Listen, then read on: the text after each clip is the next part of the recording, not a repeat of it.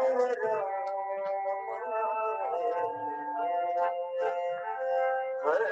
Krishna, Hare Krishna, Krishna, Hare Hare, Hare Rama, Hare Rama, Rama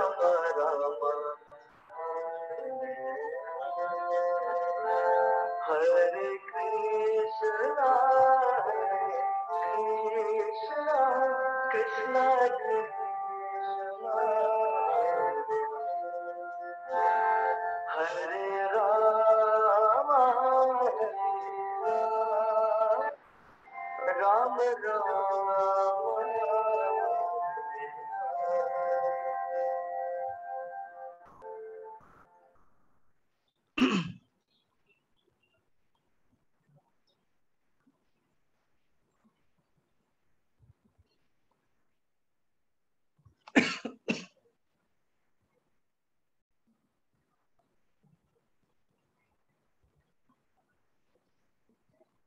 Hare Krishna. Welcome to all the devotees for today's session of Gitamrita. मैं सभी भक्तों का हार्दिक स्वागत और अभिनंदन करता हूं अपने आज के इस गीतामृत सत्र के लिए। और अपने कार्यक्रम की शुरुआत यथावत भगवान के पवित्र नाम के उच्चारण के साथ। तो सभी मिलकर बोलेंगे, ओम अज्ञानतिमिरान्धस्य ज्ञानाञ्जनशलाकया चक्षुरुन्मीलितं येन तस्मै श्रीगुरुवे नमः। नमो विष्णुपादाय कृष्णपृष्ठाय भूतले श्रीमते भक्तिवेदान्त स्वामिन्निति नामिने। नमस्ते सारस्वते देवी गौरवाणी प्रचारिणे निर्विशेष शून्यवादी पाश्चात्य देशे तारिणी। जय श्री कृष्ण चैतन्य प्रभु नित्यानंदा श्री अद्वैत गदाधर श्रीवासादि गौर भक्त वृंदा। हरे कृष्णा कृष्ण कृष्ण हरे हरे, हरे राम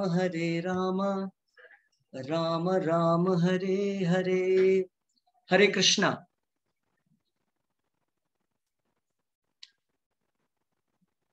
सो भगवत गीता अध्याय 4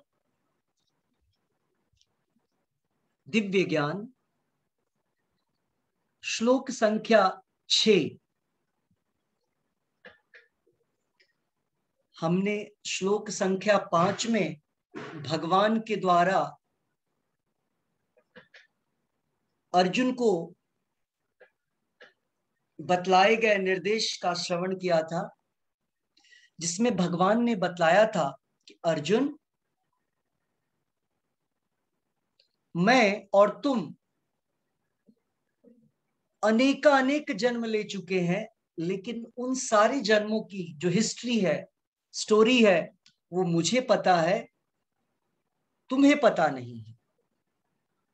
तो भगवान ने इस प्रकार से श्लोक संख्या 5 में बतलाया था।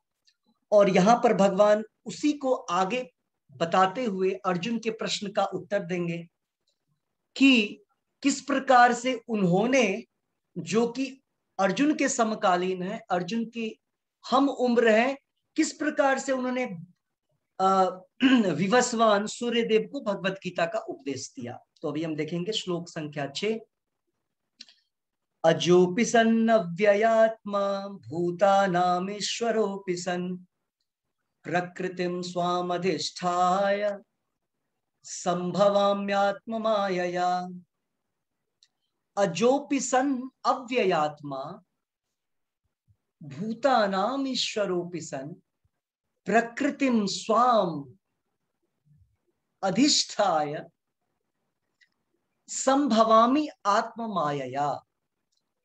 अनुवाद और तात्पर्य श्रील प्रभुपाद जी द्वारा। सबों से आग्रह है, अपने अपने वीडियोस ऑन कर लीजिए।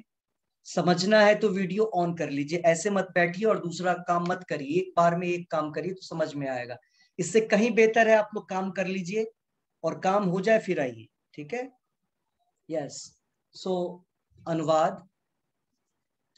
यद्यपि मैं अजन्मा तथा अविनाशी हूं, भगवान बोल रहे हैं अपने बारे में। यद्यपि मैं अजन्मा तथा अविनाशी हूं और यद्यपि मैं समस्त जीवों का स्वामी हूं, तो भी प्रत्येक युग में मैं अपने आदि दिव्य रूप में प्रकट होता हूं। संभवामी, संभवामी मीन्स प्रकट होना, संभवामी मीन्स उत्पन्न होना, अवतार लेना। आत्म माया, मैं अपने दिव्य रूप में, भगवान दैवी माया के अंतर्गत नहीं, भगवान अपनी आंतरिक माया जिसको बोलते हैं योग माया के अंतर्गत अपने सारे कार्य करते हैं। तो यहां पर वही बतला रहे हैं कि मैं अपने दिव्य रूप में प्रकट होता हूं। तो ये बहुत ही इंपॉर्टेंट चीज है, हम लोग को समझना चाहिए यहां पर कि भगवान यहां बोल रहे हैं कि भगवान हमारी तरह या आपकी तरह उत्पन्न नहीं होते हैं। उनका शरीर पंच धातुओं का बना हुआ नहीं होता है। उनका शरीर मांस का, रक्त का बना हुआ नहीं होता है। उनका शरीर जो है दिव्य धातुओं से बना हुआ होता है, जिसको बोलते हैं सतचित आनंद विग्रह। सतचित और आनंद से बना हुआ उनका शरीर होता है। और अजन्मा, और भगवान बोल रहे हैं अजन्मा और अविनाशी, इम्पेरिसिबल, अविनाशी। नहीं तो भगवान जन्म लेते हैं और नहीं भगवान का कभी नाश हो सकता है। तो ये सारी दो जो खूबियां हैं भगवान के शरीर में, वैसे तो असंख्य खूबियां हैं, बोलते हैं सर्व गुण गण धामा। जितने भी गुण होते हैं भगवान के अंदर वो सारे चीज समाहित होते हैं। तो यहाँ पर जो दो विशेषताएं भगवान की दी जा रही है, ये विशेषताएं हमारी भी है, लेकिन हम अभी वो चीज भूल गए हैं माया के वशीभूत होकर के, क्योंकि हम भगवान के अंश हैं। हमने पिछले श्लोक के तात्पर्य में पढ़ा था, तो हम लोग तात्पर्य देखेंगे और उसको समझने की कोशिश करेंगे। प्रभुपाद जी तात्पर्य में इस प्रकार लिख रहे हैं, भगवान ने अपने जीवन की विलक्षणता बतलाई है। विलक्षणता मतलब एक्स्ट्रा ऑर्डिनरी फीचर। भगवान हमारी तरह या इस संसार के किसी भी सबसे बेहतर व्यक्ति से भी उनकी तुलना नहीं की जा सकती है।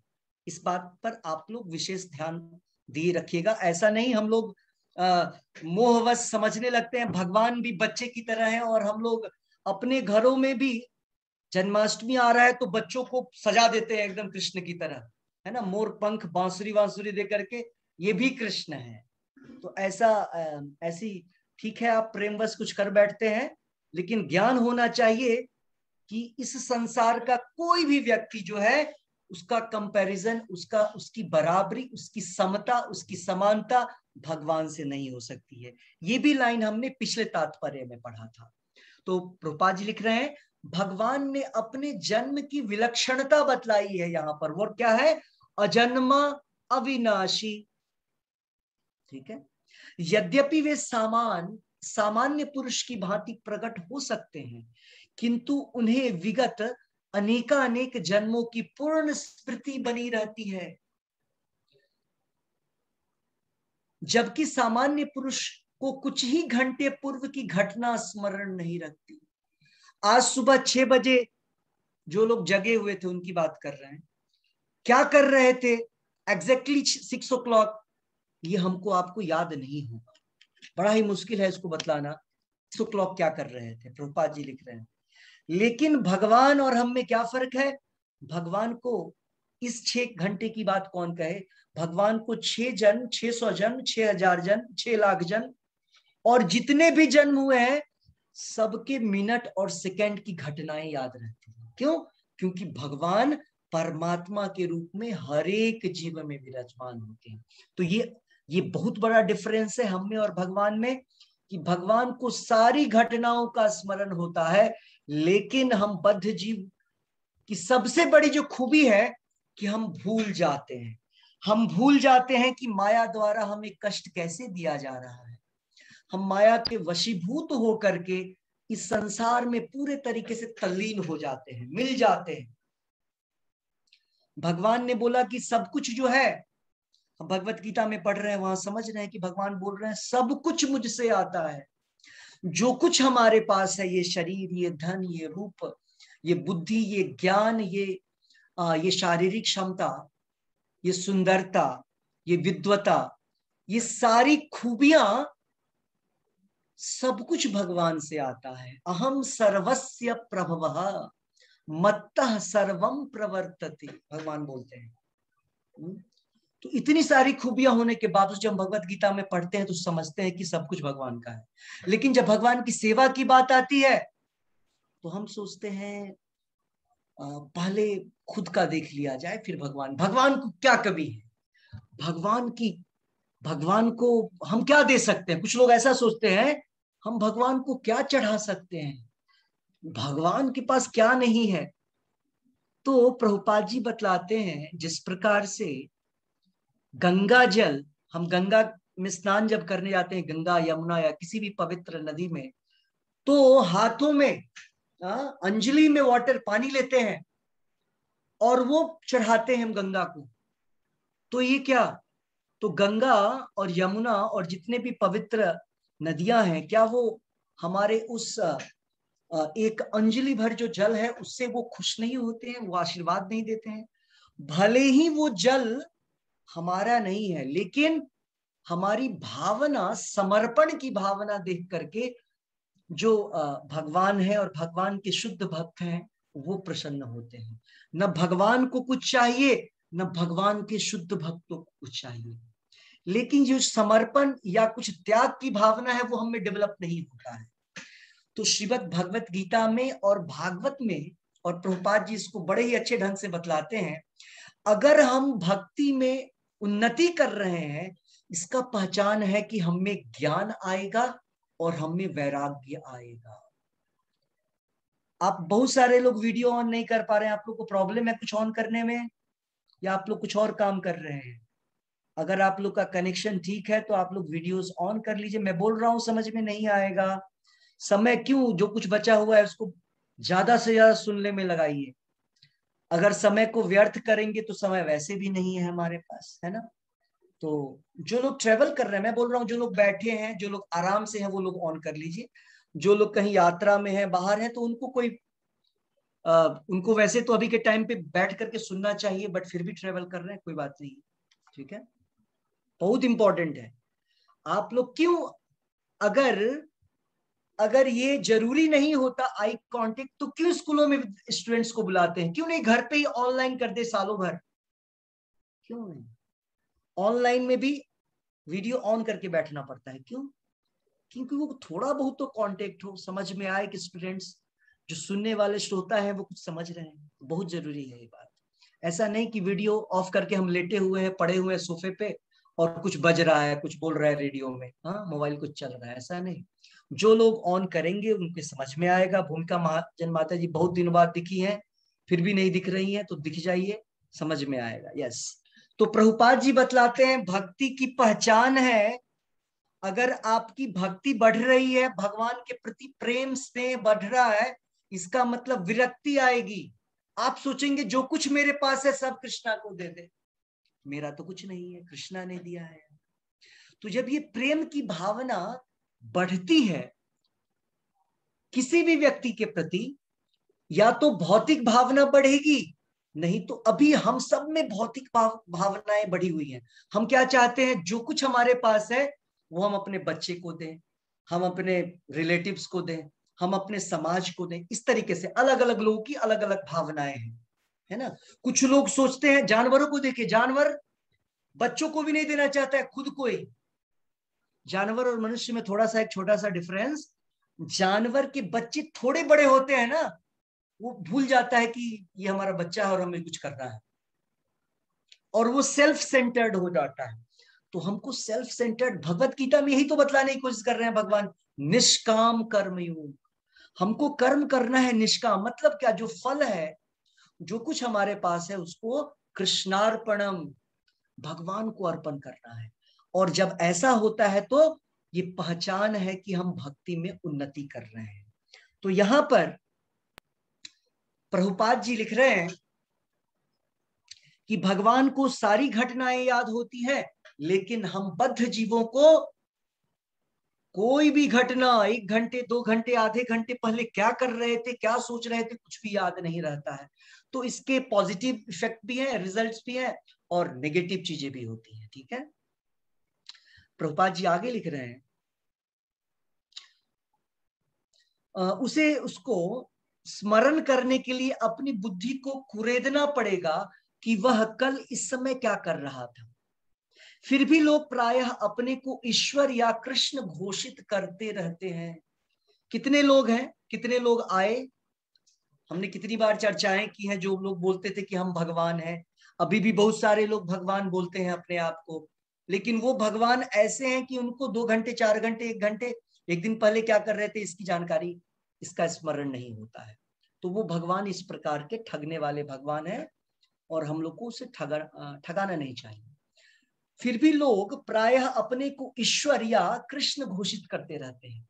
मनुष्य को ऐसी निरर्थक घोषणाओं से भ्रमित नहीं होना चाहिए।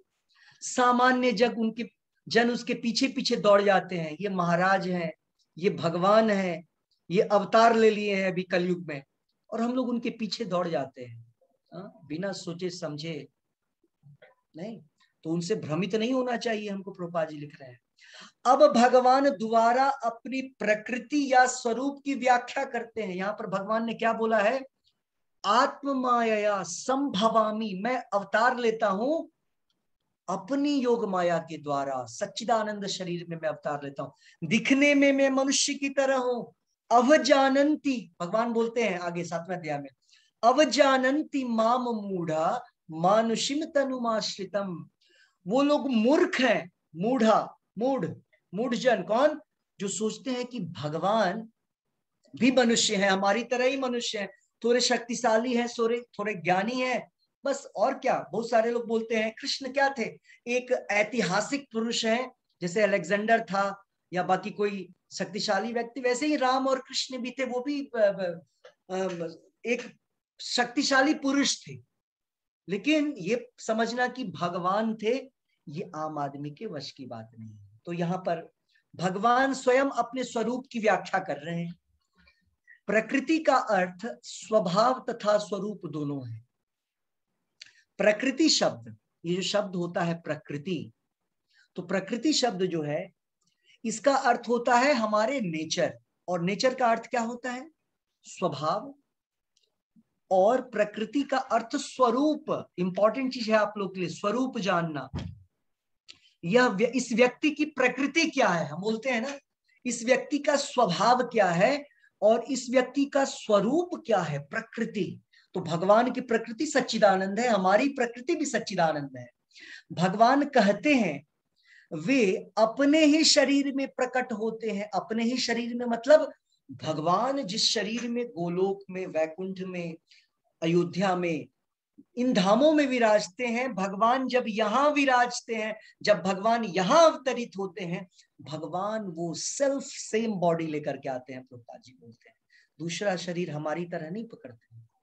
भौतिक जगत में जीव का कोई स्थायी शरीर नहीं है, हम लोग का कोई स्थायी शरीर नहीं है, अपितु वह एक शरीर से दूसरे शरीर में देहांतर करता रहता है। किंतु भगवान ऐसा नहीं करते। जब भी वे प्रकट होते हैं, अपनी अंतरंगा शक्ति, योग माया अंतरंगा शक्ति से वे अपने उसी आद्य शरीर में प्रकट होते हैं।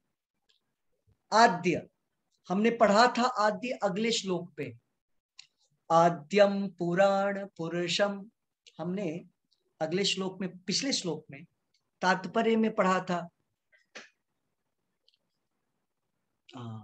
क्या था वो श्लोक, वो श्लोक था, अद्वैतमच्युत अद्वैतमच्युतमनादिम अनंत रूपम आद्यम पुराण, आद्यम पुराण पुरुषम, जो पुराण पुरुष हैं, जो ओल्डेस्ट पर्सन है, आद्य पुरुष भी हैं, सबसे पहले व्यक्ति हैं, from the beginning of creation है, सृष्टि की शुरुआत से, सृजन से जो व्यक्ति हैं।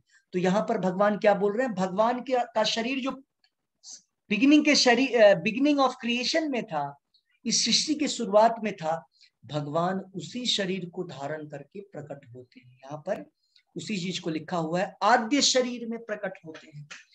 दूसरे शब्दों में श्री कृष्ण इस जगत में अपने आदि शाश्वत स्वरूप में दो भुजाओं में बांसुरी धारण किए अवतरित होते हैं। आप लोग को जानकर आश्चर्य होगा, जब भगवान यहां अवतरित हुए थे जेल में, मथुरा में, उस समय भी भगवान मोर पंख, टू हैंडेड फॉर्म, दो भुज में, और फ्लूट लेकर के आए थे, ज्वेलरी भी पहने हुए थे, बड़े बड़े घुंघराले बाल थे। तो ये सारी चीजें भगवान को आम व्यक्ति से, मनुष्यों से अलग करता है। इस संसार का कोई भी मनुष्य जन्म लेता है तो इस प्रकार गहने और ज्वेलरी पहन करके, कपड़े पहन करके, बड़े बड़े घुंघराले बाल, हाथ में फ्लूट, मोर पंख, ये सब लगा करके निकले थे। हाँ, तो ये सारी चीजें बतलाता है कि भगवान जो है, भगवान का जो ओरिजिनल दिव्य रूप है वो टू हैंडेड फॉर्म्स है, दो भुज में, दो भुजाओं में बांसुरी धारण किए हुए, मेघ श्याम वर्ण के हैं, त्रिभंग रूप में है, त्रिपुरारी। तो इस प्रकार से ये भगवान का ओरिजिनल आद्य रूप है और भगवान इसी रूप में अवतरित होते हैं। वे इस भौतिक जगत के निष्कलुषित रहकर अपने शाश्वत शरीर सहित प्रकट होते हैं। वे इस भौतिक जगत से निष्कलुषित रहे, वो बिल्कुल कंटामिनेटेड, बिल्कुल ही प्रदूषित नहीं होते हमारी तरह उनके अंदर किसी प्रकार का कोई दोष नहीं होता है। भगवान बिल्कुल, भगवान कौन है, भगवान है, हमने पढ़ा था, पवित्रम। अर्जुन बोलता है भगवान को, भगवत गीता के 11वें अध्याय में अर्जुन भगवान को बोलते हैं, पवित्रम परमम भवाम पुरुषम शाश्वतम दिव्यम। तो भगवान सबसे पवित्र व्यक्ति हैं। तो भगवान कभी कंटामिनेटेड नहीं होते हैं, भगवान कभी भी इस भौतिक सृष्टि के 3 गुणों से कभी भी कंटामिनेटेड, दोष युक्त नहीं होते हैं। यद्यपि वे अपने उसी दिव्य शरीर में प्रकट होते हैं और ब्रह्मांड के स्वामी होते हैं, तो भी ऐसा लगता है वे सामान्य जीव की भांति प्रकट हो रहे हैं। भगवान कृष्ण कौन है, इस समस्त ब्रह्मांड के स्वामी हैं। भगवान स्वयं भगवत गीता में बोलते हैं, भगवान भगवत गीता में बोलते हैं, भोक्तारम यज्ञ तपसाम सर्वलोक महेश्वरम सुहृदम सर्वभूतानाम ज्ञात्वा माम शांतिम रिच्छति। भगवान ने क्या बोला, भोक्तारम, मैं भोक्ता हूं। और किसका भोक्ता, ये नहीं कि अपने घर में, अपने फैमिली मेंबर्स में नहीं, भोक्तारम यज्ञ तपसाम, बोलते हैं जितने सारे यज्ञ होते हैं, जितने सारे कार्य हो रहे हैं संसार में, इस ब्रह्मांड में, उन सारे कार्यों, वो सारे कार्य मेरे लिए हैं। भगवान बोलते हैं भोक्ता, इंजॉयर मैं हूं उसका। भोक्तारम यज्ञ तपसाम सर्वलोक महेश्वरम, और मैं पूरे ब्रह्मांड का, आध्यात्मिक और ये भौतिक जो ब्रह्मांड है, उन सारे ब्रह्मांड का मैं मालिक हूं, मैं स्वामी हूं। तो प्रभुपाद जी जो यहाँ पर लिख रहे हैं, प्रभुपाद जी सेम चीज को हमारी भाषा में लिख रहे हैं कि ब्रह्मांड के स्वामी होने के बावजूद भगवान कृष्ण जब यहाँ प्रकट होते हैं, तो वो इस ब्रह्मांड है, तो ब्रह्मांड के स्वामी, फिर भी अपने भक्त को ब्रह्मांड का, पृथ्वी का शासन देते हैं। वो खुद यहाँ पर एक नॉर्मल से राजा के रूप में थे, द्वारका के राजा, लेकिन उन्होंने अपने भक्त को पांडवों को इस पूरे संसार का जो था महाराजा धीराज बनाया था। ये भगवान और भक्त की लीलाएं होती हैं। यद्यपि उनका शरीर भौतिक शरीर की भांति क्षीण नहीं होता, फिर भी ऐसा प्रतीत होता है कि भगवान कृष्ण बालपन से कुमारावस्था, कुमारावस्था से तरुणावस्था प्राप्त करते हैं। अब ये सारी चीजें भी हम लोगों को भ्रमित करने के लिए बड़े ही अच्छी चीज है। हमें लगता है कि भगवान जैसे हमारा शरीर चेंज होता है, भगवान भी अलग अलग अवस्थाओं में जाते रहते हैं। 6 वर्ष के थे, 6 महीने के थे, फिर 7 वर्ष के थे। जब 6 महीने के थे तो पूतना को मारा, 7 वर्ष के थे तो गोवर्धन को उठाया, तो और अलग अलग समय में रासलीला की जब 8 वर्ष के थे। तो ऐसी चीजें हम क्या देखते हैं कि हमें भ्रमित कर देती है कि भगवान भी एक नॉर्मल से व्यक्ति हैं, जिस प्रकार से इस संसार में हम और हमारे परिवार के लोग होते हैं। और इसीलिए हम भगवान को जानने लगते हैं कि वो भी नॉर्मल से व्यक्ति है। लेकिन हमको एक भक्त की भांति सोचना चाहिए, भक्त की तरह समझना चाहिए कि भगवान ये सारी चीजें हमारी मायावश हो रही है। ऐसा भगवान की ये सारी दिव्य लीलाएं हैं। भगवान का वो हर एक शरीर दिव्य है। भगवान जब 5-6 महीने के बाद 7वें महीने में प्रवेश करते हैं, तो ऐसा नहीं कि उनका 6 महीने का जो शरीर था वो समाप्त हो गया, खत्म हो गया। हमारा समाप्त होता है, भगवान का समाप्त नहीं होता है। भगवान का हर शरीर शाश्वत रहता है। भगवान जब 1 महीने के थे वो भी शरीर है, 2 महीने के थे वो भी शरीर है। एक एक सेकेंड में जो चेंजेज होता है, भगवान के सारे शरीर मौजूद हैं। कभी इस लोक में, सॉरी, इस ब्रह्मांड में भगवान 6 महीने के हैं, दूसरे ब्रह्मांड में भगवान 6 महीने 1 वर्ष के हैं, तीसरे में 6 महीने 2 वर्ष के हैं, 6 महीने 2 दिन के हैं, सॉरी। इस तरीके से भगवान हर एक मिनट और हर एक सेकंड का जो भगवान का शरीर है वो शाश्वत रहता है, वो समाप्त नहीं होता है, क्षीण नहीं होता है जैसे हमारा शरीर होता है। किंतु आश्चर्य तो यह है कि वे कभी युवावस्था से आगे नहीं बढ़ते। ये हमने कभी पहले भी समझा था। भगवान की आयु 100 क्रॉस थी कुरुक्षेत्र के मैदान में, लेकिन कभी भी भगवान युवावस्था से ऊपर नहीं बढ़ते हैं। अर्जुन भले ही एक वयस्क पुरुष की तरह दिख रहा है युद्ध के मैदान में, लेकिन भगवान अभी भी 17 वर्ष के, हाँ, नव यौवनम च, युवा प्रतीत होते हैं। युवावस्था से आगे नहीं बढ़ते हैं भगवान। कुरुक्षेत्र युद्ध के समय उनके अनेक पौत्र थे। जो हमने बोला था कुरुक्षेत्र के युद्ध के टाइम पे उनका शरीर 100 वर्ष से ऊपर था। क्यों? क्योंकि उनके पौत्र थे, उनके ग्रैंडसन भी थे। हाँ। वे भौतिक गणना में काफी वृद्ध थे, फिर भी वे 20-25 वर्ष के युवक जैसे लगते हैं। हमें कृष्ण की वृद्धावस्था का कोई चित्र नहीं देखता। किसी भी व्यक्ति को आज तक भगवान कृष्ण का कोई भी ऐसा शरीर, कोई भी ऐसा स्वरूप चित्र दिखलाई नहीं दिया होगा जिसमें भगवान बुढ़े हो गए हैं। भगवान बिल्कुल चला नहीं जा रहा है और आंख में चश्मा उस्मा हमारी तरफ बने हुए हैं, देखने की कोशिश कर रहे हैं, है कि नहीं? ऐसा कभी नहीं हुआ। ऐसा कोई फोटो, कोई इमेज नहीं दिखाई देगा आपको, क्योंकि वे कभी भी समान वृद्ध नहीं होते हैं। हमारे समान कभी भी वृद्ध नहीं होते हैं। यद्यपि वे तीनों काल में, भूत, वर्तमान तथा भविष्य में सबसे वयोवृद्ध पुरुष हैं। इस ब्रह्मांड में उनसे ज्यादा वृद्ध व्यक्ति कोई नहीं है, उनसे ज्यादा एजेड व्यक्ति कोई नहीं है। फिर भी भगवान जो है वो नव यौवनम च, भगवान हर समय 20 साल के, 17 साल के प्रतीत होते हैं। न तो उनके शरीर में, न ही उनके बुद्धि कभी क्षीण होती है या बदलती है। अतः यह स्पष्ट है कि इस जगत में रहते हुए भी वे उसी अजन्मा सच्चिदानंद रूप वाले हैं, जिनके दिव्य शरीर तथा बुद्धि में कोई भी परिवर्तन नहीं होता। वस्तुतः उनका आविर्भाव तथा तिरोभाव सूर्य के उदय तथा अस्त के समान होता है। जो हमारे सामने से घूमता हुआ हमारी दृष्टि से ओझल हो जाता है। जब सूर्य हमारी दृष्टि से ओझल हो जाता है या ओझल रहता है तो हम सोचते हैं सूर्य अस्त हो गया, और जब वह हमारे समक्ष होता है तो हम सोचते हैं कि वह क्षितिज में है। वस्तुतः सूर्य स्थिर है, किंतु अपनी अपूर्ण एवं त्रुटिपूर्ण इंद्रियों के कारण हम सूर्य को उदय तथा अस्त होते परिकल्पित करते हैं।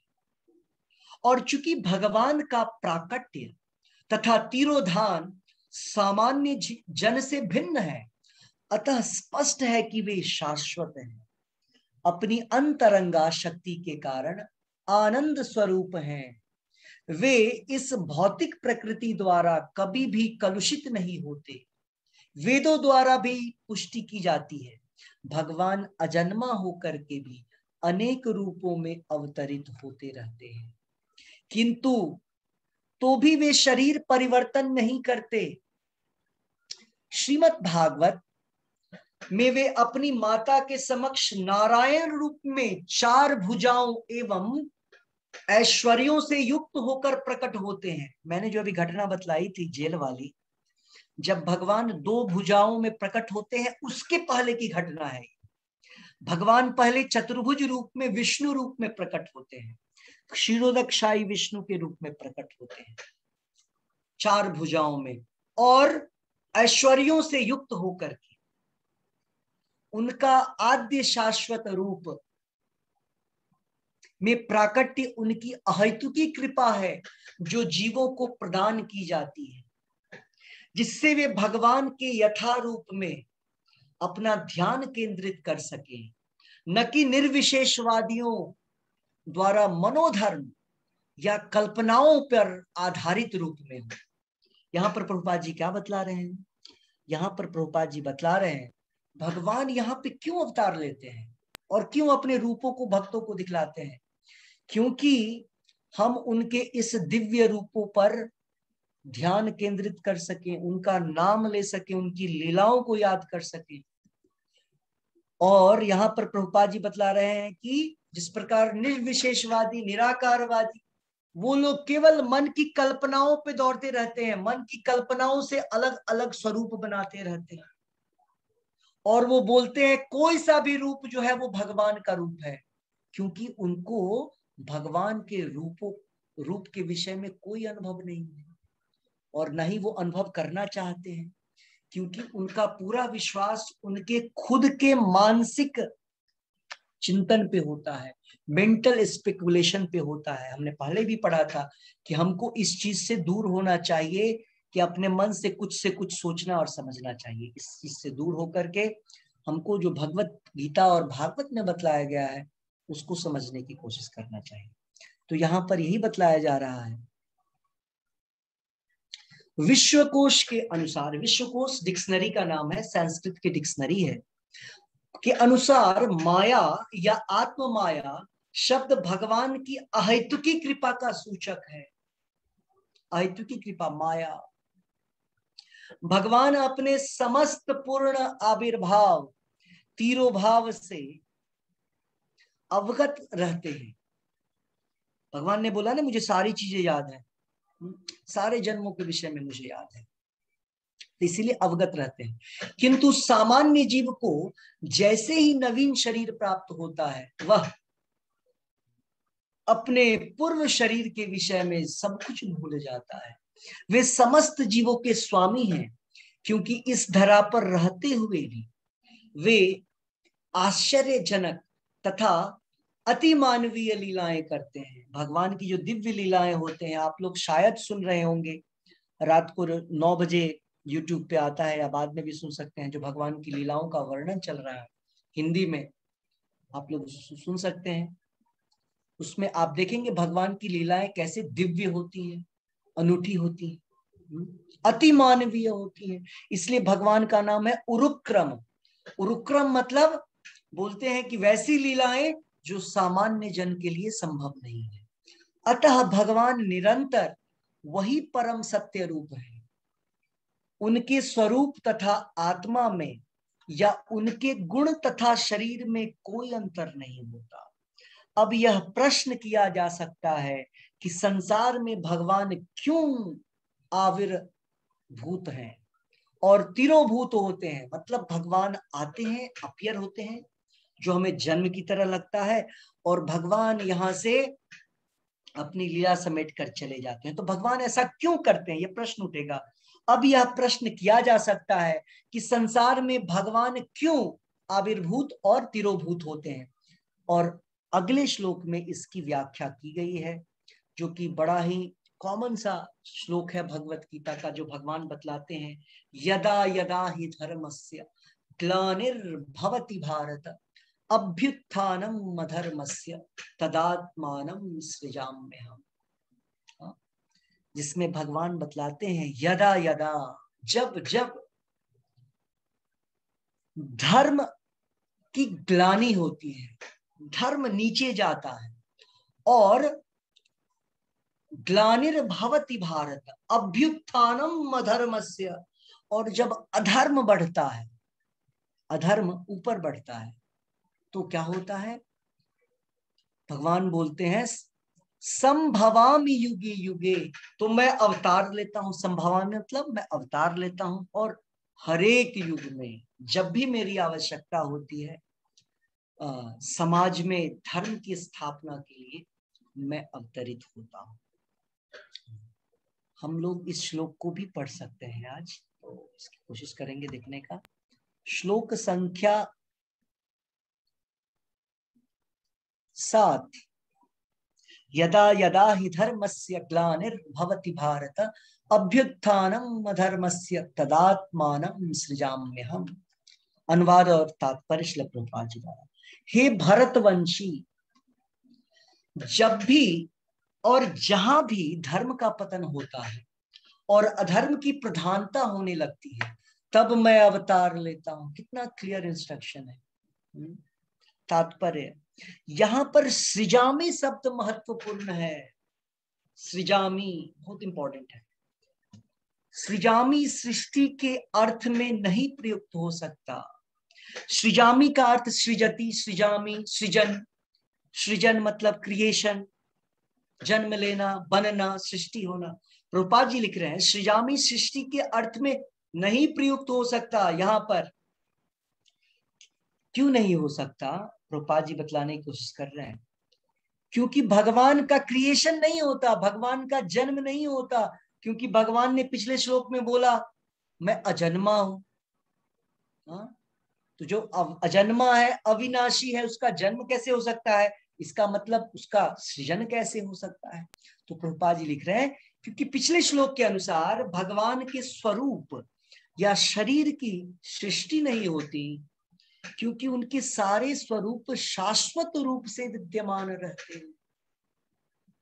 अतः सृजामी का अर्थ है भगवान स्वयं यथारूप प्रकट होते हैं। तो सृजामी का अर्थ क्या है? यहाँ पर सृजामी का अर्थ ऐसा नहीं कि प्रकट जन्म लेना, सृजन होना, ये नहीं। सृजामी का अर्थ होता है भगवान अपनी इच्छा से प्रकट होते हैं। यद्यपि भगवान कार्यक्रम अनुसार अर्थात ब्रह्मा के एक दिन के 7वें मनु के 28वें युग में द्वापर के अंत में प्रकट होते हैं। हर दिन, ब्रह्मा के हर दिन ऐसा होता है। ब्रह्मा के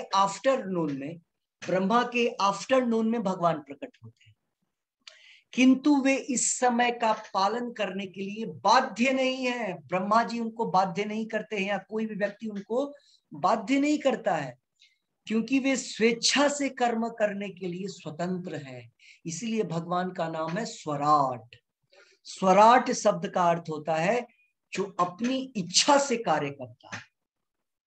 ठीक है, तो भगवान बाध्य नहीं होते हैं कि वो 7वें मनु के 28वें युग के द्वापर युग में प्रकट होने के लिए कोई उनको बाध्य है, वो कोई उनको फोर्स करता है। कोई व्यक्ति उनको फोर्स नहीं करता, वे अपनी स्वेच्छा से प्रकट होते हैं। धर्म के नियम वेदों में दिए हुए हैं। यदि इन नियमों का पालन में कोई त्रुटि आती है तो मनुष्य अधार्मिक हो जाता है। तो यहाँ पर अधर्म शब्द का अधार्मिक शब्द की व्याख्या की गई है।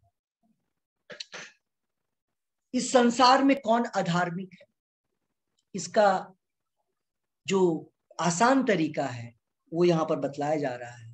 जो व्यक्ति भगवत गीता के नियमों का पालन नहीं कर रहा है, जो व्यक्ति, और भी सिंपल कर दें इसको, जो व्यक्ति भगवान के नाम का जप नहीं कर रहा है, जो व्यक्ति हरे कृष्ण महामंत्र का जप नहीं कर रहा है, वो अधर्मी, वो अधार्मिक है।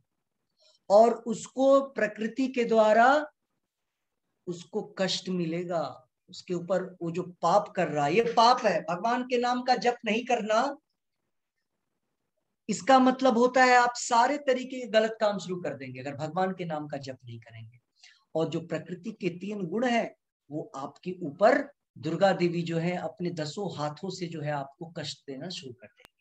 ठीक है, तो यहाँ पर वही बोला जा रहा है कि अधार्मिक कौन होता है, जो वेदों के बतलाए गए नियम, भगवत गीता के नियम का पालन नहीं करता है। केवल भगवान ही किसी धर्म की व्यवस्था कर सकते हैं। धर्म की स्थापना केवल भगवान और भगवान के शुद्ध भक्ति कर सकते हैं, और कोई नहीं कर सकता। वेद भी मूलतः ब्रह्मा के हृदय में से भगवान द्वारा उच्चारित माने जाते हैं। ब्रह्मा जी के हृदय में जो ज्ञान आया श्रीमद् भगवत गीता भागवतम का, वेदों का, वो ज्ञान किधर से आया? श्रीमद् भागवत के पहले श्लोक में, पहले स्कंद में इसका वर्णन है। तेने ब्रह्म हृदय आदि कवये, ब्रह्म मतलब ज्ञान, तेने ब्रह्म हृदय आदि कवये, जो आदि कवि है, आदि कवि मतलब ब्रह्मा, ब्रह्मा जी के हृदय में जो ज्ञान उत्पन्न हुआ वो भगवान उनके हृदय में परमात्मा के रूप में विराजमान है, और उन्होंने उनको अंदर से आवाज दिया और तब ब्रह्मा जी ने सुना। अतः धर्म के नियम भगवान के प्रत्यक्ष आदेश हैं। धर्मम तु साक्षात भगवत प्रणीतम, ये यमराज बोलते हैं अपने यमदूतों से कि देखो, जहां भी भगवान के नाम का उच्चारण हो रहा है, जहां भी कोई व्यक्ति संकीर्तन कर रहा है, भगवान के नाम का कीर्तन कर रहा है, वो क्षेत्र तुम्हारा नहीं है, हमारा नहीं है, कभी भी भूल करके उधर मत जाना। क्यों? क्योंकि वो क्षेत्र तो स्वयं भगवान का है, क्योंकि भगवान के नाम का उच्चारण वहां होता है। क्यों? क्योंकि वहां धर्म ऑलरेडी है, और धर्म के जनक, धर्म के पिता वहां पे साक्षात मौजूद होते हैं अपने नाम के रूप में। भगवत गीता में आद्योपांत इन्हीं नियमों का संकेत है। भगवत गीता में पूरे जगह, स्टार्टिंग से लेकर के अंत तक, बीच में, हर जगह इन्हीं सारे नियमों का उल्लेख किया गया है। वेदों का उद्देश्य परमेश्वर के आदेशानुसार ऐसे नियमों की स्थापना करना है। और गीता के अंत में भगवान स्वयं आदेश देते हैं, सर्वोच्च धर्म उनकी ही शरण ग्रहण करना है। क्या बोलते हैं भगवान? सर्वधर्मान परित्यज्य माम एकम शरणम व्रज। भगवान बोलते हैं, ये जो तुम जो यहाँ सोचते हो, हिंदू है, मुस्लिम है, सिख है, क्रिश्चियन है, पारसी है, और अलग अलग धर्मों की स्थापना, हिंदू है, हम इंडियन है, हम अमेरिकन है, हम तालिबानीज हैं, अफगानिस्तानीज हैं, ये सारे जो धर्म है ये मानवों के द्वारा बनाया गया है, भगवान के द्वारा नहीं बनाया गया। भगवान बोलते हैं इन सारे धर्मों को रखो साइड में, और क्या करो, मेरी शरण में आ जाओ। सर्वधर्मान परित्यज्य, छोड़ो, माम एकम शरणम व्रज, केवल मेरी शरण में आओ, श्री कृष्ण के शरण में आओ, केवल मेरी शरण में। यहां वहां गए तो फंस जाएंगे, केवल भगवान की शरण। वैदिक नियम जीव को पूर्ण शरणागति की ओर अग्रसर कराने वाले हैं, और जब भी असुरों द्वारा इन नियमों में व्यवधान आता है, अभी भी बहुत सारे असुर लगे हुए हैं, ये आसुरी प्रवृत्ति वाले कंट्री हैं, हमारे कंट्री में भी बहुत सारे असुर हैं, तो ये सारे लोग क्या कर रहे हैं? इन सारे नियमों में व्यवधान प्रकट कर रहे हैं। तो भगवान के प्रकट होने से पहले भगवान जो है कुछ कुछ लोगों को, कुछ कुछ जीवों को भेजते रहते हैं ऐसे असुरों को मारने के लिए। तो कोरोना ऐसे ही लोगों को मारने के लिए बना है, ठीक है, और इतने सारे जो कष्ट आ रहे हैं जीवन में। यस, और जब ऐसे व्यवधान आता है तो भगवान प्रकट होते हैं। श्रीमद् भागवत पुराण से हम जानते हैं कि बुद्ध कृष्ण के अवतार हैं, जिनका प्रादुर्भाव उस समय हुआ जब भौतिकवाद का बोलबाला था। आज से 2600 वर्ष पहले गौतम बुद्ध प्रकट हुए थे, जब भौतिकवाद का बोलबाला था। तो अभी क्या है? अभी तो बहुत ज्यादा ही भौतिकवाद का बोलबाला है, और भौतिकवादी लोग वेदों को प्रमाण बनाकर उसी की आड़ ले रहे थे। यद्यपि वेदों में विशिष्ट कार्यों के लिए, पशु बलि के लिए विशेष में कुछ सीमित विधान है, कुछ नियम कानून है। वेद में, उपनिषद में व्याख्या है कि बलि किस तरीके से चढ़ाना चाहिए। अमावस्या की रात को हर महीने में जिस दिन मन हुआ बलि नहीं चढ़ा सकते हैं। अमावस्या की रात को और माता काली के सामने उसको और किसको बलि चढ़ाना है? तो बलि चढ़ाने के लिए बकरे को या बकरे को, तुच्छ जीव को, छोटे जीव को बलि के रूप में उसको बलि चढ़ाया जाता है। और बलि चढ़ाते समय एक मंत्र भी बोला जाता है उसके कान में। क्या होता है कि मैं तुमको अपने जिह्वा के स्वाद के लिए तुम्हारे प्राण का हरण कर रहा हूं, अगले जन्म में तुम भी इसी प्रकार मेरे प्राण का हरण करोगे। तो ये मंत्र बोलना पड़ता है। और फिर उसकी बलि चढ़ती है। लेकिन अभी आप देखिए, बड़े बड़े स्लॉटर हाउसेस हैं, बहुत बड़े बड़े, बाहर नहीं, हमारे इंडिया में बहुत बड़े बड़े स्लॉटर हाउसेस, सिस्टमेटिक तरीके से काटा जाता है एकदम पूरा। पहले तो छोटा होता है, और उसमें भी बोला गया है कि जब अगर कोई व्यक्ति गाय की हत्या करता है तो वो बहुत ही बड़ा सिन, बहुत ही बड़ा पाप होता है। तो ये सिस्टमेटिक तरीके से पशु को पहले छोटे से बड़ा किया जाता है, बड़ा कर करके, और फिर उसको आप लोग यूट्यूब पे जाकर के देखिए किस तरीके से स्लॉटरिंग होता है, आप लोग को पता चल जाएगा किस तरीके से काटा जाता है। बड़े बड़े साइंटिफिक तरीके से मॉडर्न मशीनों का यूज करके उनको काटा जाता है, ठीक है। यद्यपि वेदों में विशिष्ट कार्यों के लिए पशु बलि के विषय में कुछ सीमित विधान थे, किंतु आसुरी वृत्ति वाले लोग वैदिक नियमों का संदर्भ दिए बिना पशु बलि को अपनाए हुए हैं, है ना। भगवान बुद्ध इस अनाचार को रोकने, अब तो भगवान बुद्ध रोकते रोकते चले गए, लेकिन अब तो और फैल गया, करेक्ट। तो यहां पर क्या लिखा है कि भगवान बुद्ध इसके रोकने के लिए आए थे, और अहिंसा जो कि उपधर्म है उसकी व्याख्या उन्होंने की है। अहिंसा परमो धर्म उन्होंने बोला था। तो भगवान बुद्ध इस अनाचार को रोकने तथा अहिंसा के वैदिक नियमों की स्थापना करने के लिए अवतरित हुए थे। अतः भगवान के प्रत्येक अवतार का विशेष उद्देश्य होता है, और इन सब का वर्णन शास्त्रों में हुआ है। यह तथ्य नहीं है केवल भारत की धरती में भगवान अवतरित होते हैं, वे कहीं भी, ये सही बात नहीं है ऐसा समझना कि भगवान केवल भारतवर्ष में ही अवतरित होते हैं। यहां पर प्रभुपाद जी लिख रहे हैं, वे कहीं भी और किसी भी काल में इच्छा होने पर, अपनी इच्छा होने पर प्रकट हो सकते हैं। जरूरी नहीं है कि वो मथुरा में ही, अयोध्या में ही अवतरित होंगे, वो कहीं भी अवतरित हो सकता है।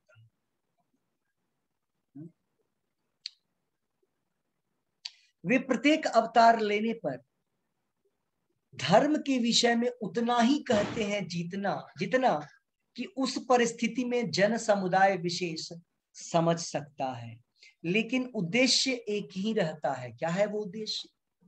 लोगों को ईश भावना भावित करना, लोगों को कृष्ण भावना भावित करना तथा धार्मिक नियमों के प्रति आज्ञाकारी बनाना, ये उद्देश्य है। हर एक भगवान के अवतार का एक ही उद्देश्य है कि हमको किस प्रकार से कृष्णा कॉन्शियस बनाना, कृष्ण भावनामृत में लाना। कभी वे स्वयं प्रकट होते हैं तो अपने प्रामाणिक प्रतिनिधि को अपने पुत्र या दास के रूप में भेजते हैं, या वे वेश बदलकर स्वयं ही प्रकट होते हैं, जैसे चैतन्य महाप्रभु के रूप में वेश बदलकर स्वयं प्रकट हुए भक्त के रूप में, और अपने पुत्र या दास के रूप में किस प्रकार से, प्रभुपाद जी के रूप में, और जितने भी आचार्य आते हैं। भगवत गीता के सिद्धांत अर्जुन से कहे गए थे, अतः वे किसी भी महापुरुष के प्रति हो सकते थे, क्योंकि अर्जुन संसार के अन्य भागों के सामान्य पुरुषों की अपेक्षा अधिक जागरूक था। 2 और 2 मिलाकर 4 होते हैं।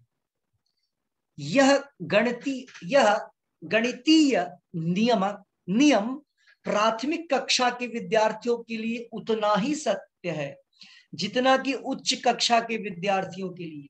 मतलब 2 + 2 4 होता है, ये छोटे बच्चों के लिए भी, प्राथमिक शिक्षार्थियों के लिए, और जो पीएचडी एमए कर रहे हैं उनके लिए भी उतना ही सही होता है। ऐसा नहीं कि जो एमए में है वो 2 + 2 जो है वो 5 बोल लेंगे, ऐसा नहीं होगा। अतः भगवान प्रत्येक अवतार में एक जैसे सिद्धांतों को ही शिक्षा देते हैं, जब परिस्थितियों के अनुसार उच्च या निम्न, जो परिस्थितियों के अनुसार उच्च या निम्न प्रतीत होता है। जैसा कि आगे बताया जाएगा, धर्म के उच्चतर सिद्धांत चारों वर्णाश्रमों को स्वीकार करने से प्रारंभ होते हैं।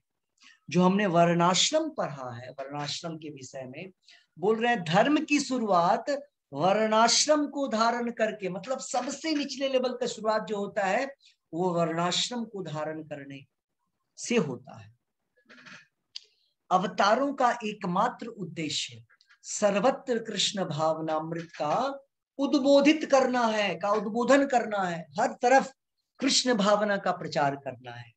परिस्थिति के अनुसार यह भावनामृत प्रकट तथा अप्रकट होता है। तो यह जो कृष्ण भावनामृत है, यह कृष्ण भावनामृत ही भगवान के अवतरण का मुख्य उद्देश्य है। किस प्रकार से माया में फंसा हुआ जी, हम सब क्या है, माया में फंसे हुए हैं, किसी को कुछ भी पता नहीं है। लोग सोचते हैं जो कुछ है वो हमारे शरीर के लिए है, जो कुछ है वो मेरे लिए है, मेरे घर के लिए है, मेरे सगे संबंधियों के लिए है, और बढ़ गए तो मेरे समाज के लिए है, मेरे देश के लिए है, और बढ़ गए तो पूरे संसार के लिए है। लेकिन सबसे पहले वो सारी चीजें भगवान के लिए। जब ऐसी भावना उत्पन्न होगी, इसी को बोलते हैं कृष्ण भावनामृत। जो हम बोलते हैं कि ये पूरा का पूरा संसार जो है वो एक घर के समान होगा।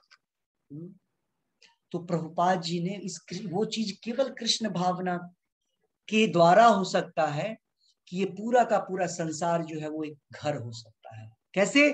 जब एक पिता होगी, जब एक शास्त्र होगा, जब एक मंत्र होगा, और वो सारी चीजें हमको श्रीमद् भगवत गीता में समझने को मिलता है। ठीक है, तो अभी हम लोग हरे कृष्ण महामंत्र का जप करेंगे और फिर आपके प्रश्न और आपके द्वारा पॉइंट्स हम लोग समझने की कोशिश करेंगे। यस, तो हरे कृष्णा।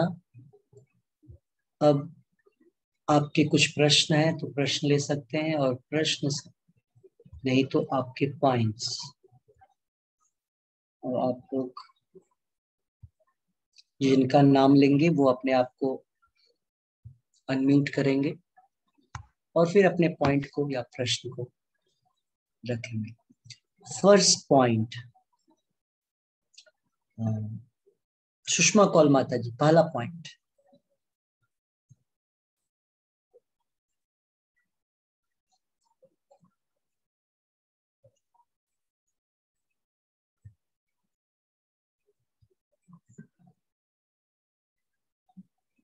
हरे कृष्णा प्रभु जी। हरे कृष्णा। भगवान श्री कृष्ण ने अर्जुन को बोला, क्योंकि बोल रहे थे कि कहते हैं मैं अजन्मा हूँ, मैं अविनाशी हूँ, मेरे को सब जन्म याद है, और चूंकि तुमको जन्म नहीं याद है इसलिए मुझको पता है कब हमने ये ज्ञान दिया था सूर्य भगवान को। सूर्य भगवान ने कैसे फिर आगे दिया था अपने मनु पुत्र मनु को, और फिर ये तो पहला श्लोक है। नहीं मतलब भगवान इसमें अविनाशी बोला ना, इसलिए मैं अविनाशी हूँ और मैं अजन्मा हूँ, इसीलिए मुझको मतलब सब कुछ पता है, आपको नहीं पता है, मतलब जो ज्ञान मैंने दिया था। फिर बोलते हैं कि और मैं जब इस संसार में आता हूँ, मैं इस संसार में जब अधर्म बहुत पीक पे होता है, तो उस अधर्म को धर्म की स्थापना करने के लिए, अधर्म का नाश करने के लिए मैं इस संसार में मतलब मैं इस दिव्य शरीर में ही अवतर मतलब आता हूँ। मुझको जन्म लेने की कोई आवश्यकता नहीं होती है। तो वो खुद ही जैसे माता को जन्म दिया था, उसने चतुर्भुज रूप में जन्म दिया था, नारायण रूप में जन्म दिया था, फिर एक शिशु रूप में होता, शिशु रूप में आ जाता है, और शिशु रूप में आके फिर वो बाल अवस्था यौवन अवस्था तक थोड़ा चेंज होता है, उसके बाद वो एक जैसा ही दिखता है भगवान। भगवान में कोई चेंज नहीं आती, क्योंकि उनका शरीर दिव्य है, जो कि वहीं का जैसे गौरव वृंदावन का शरीर है, वही उनका यहाँ पे शरीर रहता है। हाँ सही है, बहुत ज्यादा बोल दिया, बहुत सारी चीजें, ठीक है, एक एक पॉइंट बोलना है, बाकी लोग भी पॉइंट बोलेंगे। नेक्स्ट पॉइंट भावना गुप्ता माता जी, नेक्स्ट पॉइंट। हरे कृष्णा प्रभु जी। हरे प्रभु कृष्ण। जी, भगवान जो है वो भौतिक गुणों से बद्ध नहीं है, जबकि हम जो जीव आत्माएं हैं वो भौतिक गुणों से बंधी हुई हैं, और भगवान अपनी लीलाएं यहाँ पर आकर इसलिए करते हैं कि हम उनकी अहैतकी की कृपा जो है वो प्राप्त कर सके। उनकी लीलाओं का श्रवण करके, उनके बारे में सोच के हम उनके परम धाम को जा सके, भगवान की लीलाओं को सुन करके। ओके, तृप्ता गुप्ता माता जी। यस, तृप्ता माता जी। हरे कृष्णा प्रभु जी। हरे प्रभु कृष्ण। जी, भगवान 7वें श्लोक में बोलते हैं जदा जदा धर्मस्य ग्लानि भक्ति भारत अभुस्थाना धर्म। इसमें वो बताते हैं जब जब मुझे धर्म के लिए आना पड़ेगा, अधर्म का नाश करना होगा, तब मैं जहाँ पर अवतीर्ण होगा, तब मैं जहाँ पर अवतार लूंगा। ये 7वें श्लोक में प्रभु जी बताया। क्या बताया? जदा जदा धर्मस्य ग्लानि भक्ति भारत। मतलब क्या हुआ? जब जब जदा जदा होता है जब जब मुझे जन्म, जब जब मुझे मैं देखूंगा जहाँ पर अधर्म है, मैं धर्म की करने के लिए मैं जहाँ पर अवतीर्ण होऊंगा, मैं जहाँ पर आऊंगा, अपना शरीर जहाँ जहाँ अधर्म बढ़ता है, हाँ बढ़ता है, और तब मैं धर्म घटता है, तो धर्म को स्थापना के लिए मैं आता हूँ, स्थापना के लिए मैं आऊंगा। हाँ ये मतलब है, ठीक है। नेक्स्ट पॉइंट साधना माता जी। हरे कृष्णा प्रभु जी। हरे कृष्ण। भगवान कहते हैं कि मैं अपने ही शरीर में प्रकट होते हैं, वे सामान्य जीव की भांति शरीर परिवर्तन नहीं करते, और बद्धे जीव का एक ही प्रकार का शरीर होता है, और वे अगले जीवन में दूसरा शरीर उसका हो जाता है। क्या क्या क्या?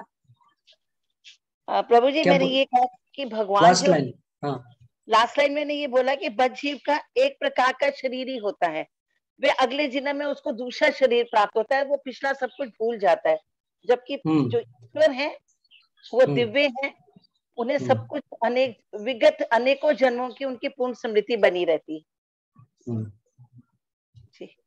तो इससे क्या फर्क आया कि भगवान का शरीर कैसा होता है? दिव्य है। दिव्य है मतलब मीन्स उनका कोई मेल नहीं है, उनमें सभी गुण हैं, वे परिपूर्ण हैं, शाश्वत हैं। दिव्य है कहने का अर्थ है कि उनकी अंतरंग शक्ति के कारण वो आनंद स्वरूप हैं।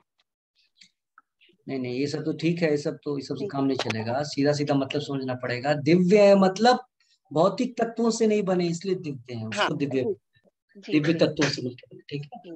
यस, नेक्स्ट पॉइंट हर्षिता माता जी। हरे कृष्ण। हर्षिता माता जी, नेक्स्ट पॉइंट। हरे कृष्णा प्रभु जी। भगवान जो हैं वो युवावस्था से कभी भी आगे नहीं बढ़ते, जबकि तीनों काल, भूत, भविष्य, वर्तमान, तीनों में वो सबसे ही वयोवृद्ध है। ओके, नीरू माता जी। हरे कृष्ण प्रभु जी। हरे कृष्ण, बोलिए। भगवान जो है अपनी इच्छा से कार्य करते हैं, उनसे कोई बाध्य नहीं करता है कि वो अपनी, कोई बाध्य नहीं करता है, वो स्व इच्छा से प्रकट होते हैं। करेक्ट, ठीक है। संभवामि आत्ममायया। ओके, नेक्स्ट पॉइंट, विजय माता जी कुछ बोलेंगी?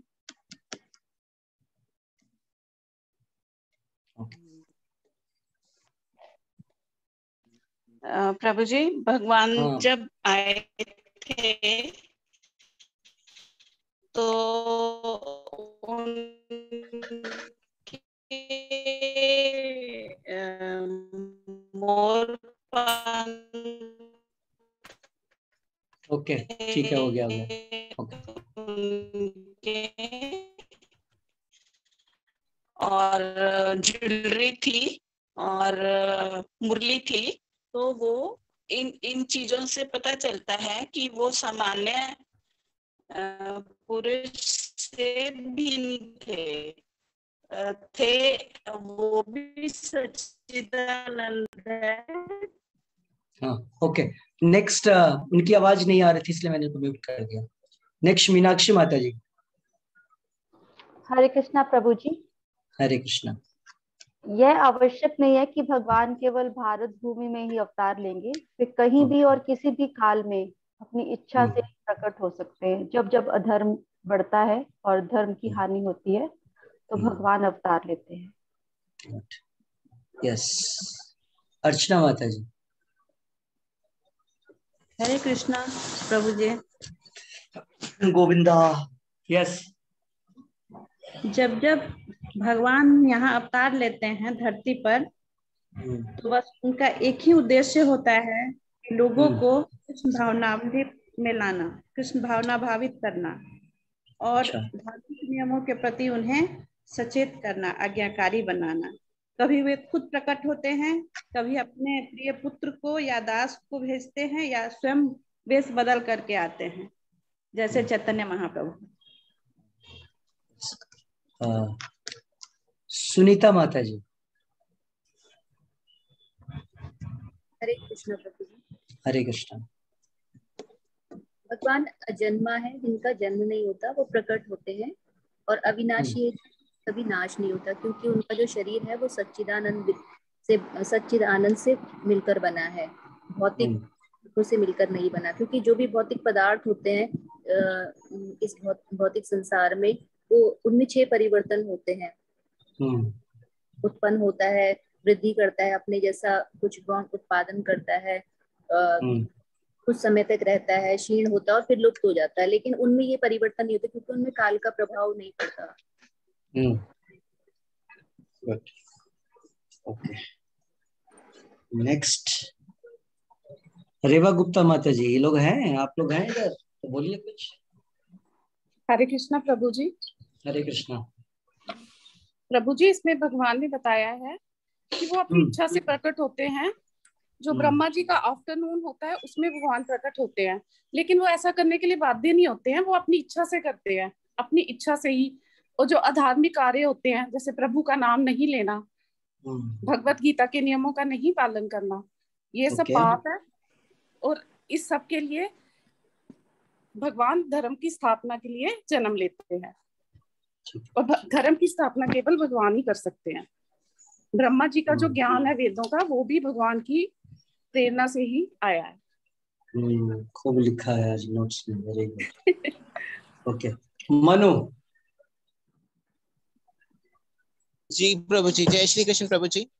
प्रभु जी, मैंने आज की क्लास से जो पॉइंट समझा वो ये था कि जैसे भगवान जी ने कहा है, सर्वधर्मान् परित्यज्य माम एक शरणं व्रज अहं त्वं सर्व पापे मोक्षयिष्यामि महाशुचः, कि सब धर्मों को छोड़कर सिर्फ एक मेरी शरण में ही आ जा, मैं तेरे को सब पापों से कर दूंगा, किसी भी तरह से अन्यथा चिंता मत कर। और दूसरी चीज जो मैंने सीखी वो ये कि भगवान जी जितने मर्जी लंबे सैकड़ों साल रह लें पर उनकी उम्र हमेशा युवावस्था ही रहती है, कि सबसे लंबे समय के लिए भगवान जी रहे। तो भगवान ने बोला सारे धर्मों को छोड़ के मेरी शरण में जाओ, कैसे चलेंगे? कहाँ जाएं?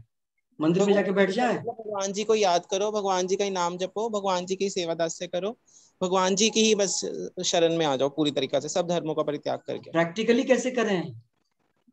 हर समय भगवान का नाम जप करके, हर समय भगवान की चिंतन करके, हो पाता है? को याद करके। तो हो पाता है ये सब? कर लेते हो? प्रभु जी हो तो नहीं पाता है, क्योंकि माया ने बहुत ज्यादा मतलब मन पे गूढ़ रखा है। प्रयास कर रहे हैं, पर फिर भी करत करत अभ्यास के जड़मती होत सुजान, श्री आवत जात के मतलब प्रयास ही है, प्रयत्न कर रहे हैं। भगवान कभी ना कभी तो कृपा करेंगे कि सफल होंगे। अच्छा, ऐसे प्रयास करते रहेंगे पर भगवान कृपा कर देंगे? हाँ जी, हाँ जी। प्रयास सोओगे कम तो अपने आप हो जाएगा। हाँ, प्रयास क्या है? प्रयास तो है ना, शारीरिक वो चेष्टा तो करना है।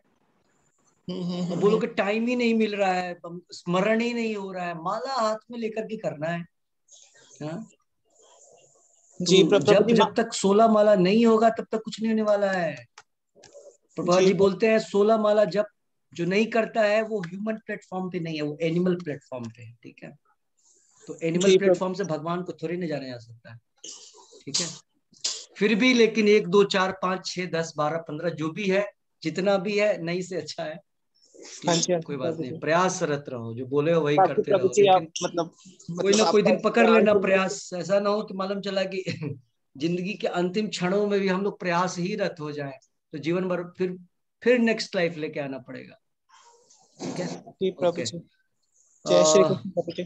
जय श्री कृष्ण। यस, कुंती माता जी, फिर वीरेंद्र चावला जी। Yes, next.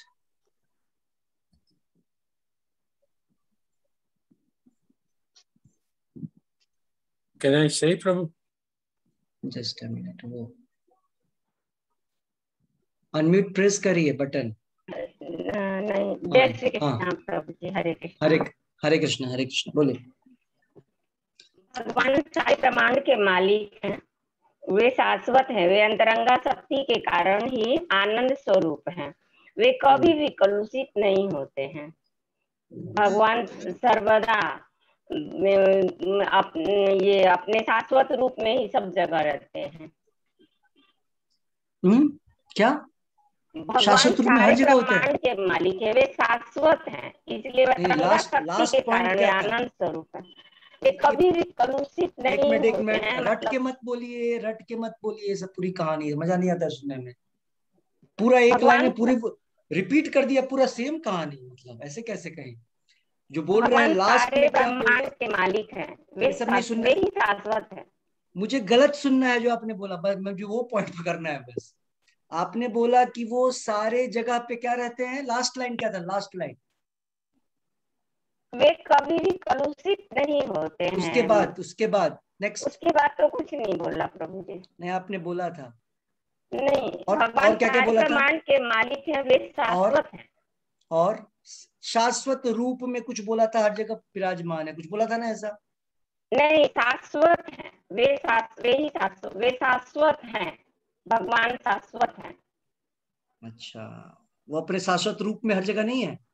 जी, शाश्वत रूप में है और कभी भी कलुषित नहीं होते हैं वो। नहीं, आप इसको बोल रहे हैं या नहीं बोल रहे हैं इस लाइन को? वो अपने शाश्वत रूप में हर जगह है, इसको बोल रहे हैं या नहीं बोल रहे हैं? शाश्वत है, भगवान शाश्वत है, भगवान ही मतलब सच्चे हैं, भगवान शाश्वत है। रूप में नहीं है, शाश्वत रूप में। शाश्वत रूप में भी है प्रभु जी। तो आप दोनों लाइन बोल रहे हैं ना? 2 लाइन बोल रहे हैं आप। शाश्वत है, शाश्वत रूप में सभी जगह है। शाश्वत रूप में सभी जगह नहीं है, कीचड़ में किधर है भगवान?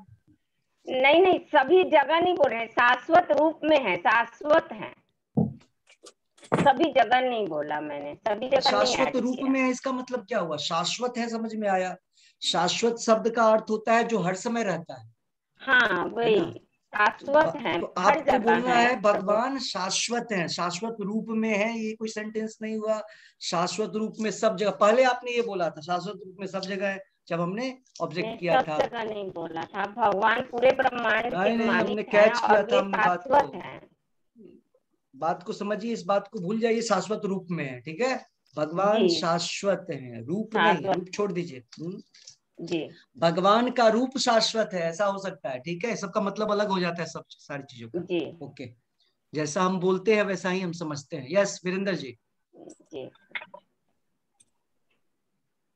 हरे कृष्णा प्रभु। हरे कृष्णा।